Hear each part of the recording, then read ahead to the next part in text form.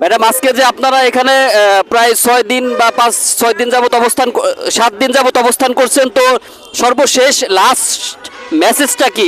আমরা বর্তমান উপদেষ্টার মণ্ডলীদের কাছ থেকে আপনারা সর্বশেষ কি মেসেজ পেয়েছেন, এটা একটু বলবেন।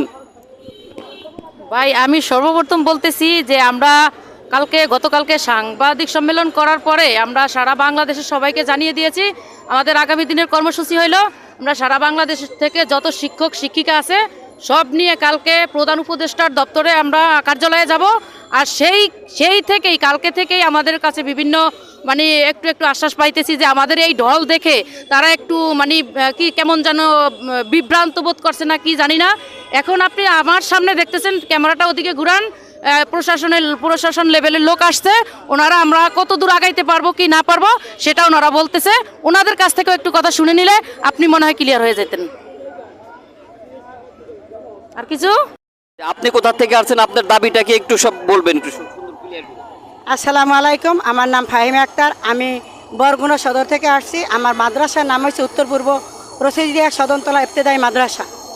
আমি এখানে আসছি আজকে দীর্ঘ 7টা দিন, কিন্তু আমার দাবি হয়েছে একটা প্রাইমারি একই সমতুল্যই ছিল, প্রাইমারি এবং ইবতেদায়ী স্বতন্ত্র মাদ্রাসা।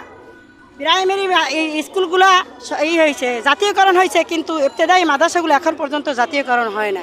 আমরা একজন শিক্ষক, আমাদের শিক্ষকের মর্যাদা আছে, আমরা কুকুর না। আমাদেরকে কুকুরের মতন এই প্রেস ক্লাবের পাশে ফালাই রাখছে, কেন রাখছে? আমি এটা জবাব চাই প্রধানমন্ত্রীর কাছে।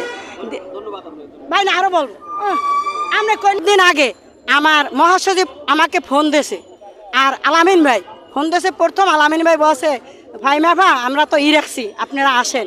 যখন আসতে বসে তখন আমার মা আমার এই কাঁধের উপরে শোয়া। আমার মা খুব অসুস্থ, শ্বাসকাশের রুগী। আমার মা বসে, আমি বলছি না আমি যাইতে পারবো না, আমার মারে তুই। আমার মা উঠে বসে, না মা তুমি যাবা, কারণ হয়েছে তোমার বাবা এই। ম্যাডাম, আপনি কোথা থেকে আসছেন একটু বলবেন, কয়দিন যাবত আসছেন? আমি উল্লাপাড়া থানা থেকে, সিরাজগঞ্জ জেলা উল্লাপাড়া থানা থেকে বলতল স্বতন্ত্র ইবতেদায়ী মাদ্রাসা থেকে আসছি। আমি আসছি আমাদের এই বৈষম্য দূর করার জন্য। কেন আমাদের এই বৈষম্য এখনও দূর হচ্ছে না? আমরা প্রধান উপদেষ্টার দৃষ্টি আকর্ষণ করে বলছি, উনি যেন আমাদের এই বৈষম্যটা, মূল দাবি আমাদের জাতীয়করণ করতে হবে। আমাদের মূল দাবি হচ্ছে এটা। আমাদের এই বৈষম্য করে আর রাখা আমাদের আর সহ্য হচ্ছে না। আমি 10 বছর যাবত এই কার্যালয়ে এই স্বতন্ত্র ইবতেদায়ী মাদ্রাসায় চাকরি করে যাচ্ছি বিনা বেতনে।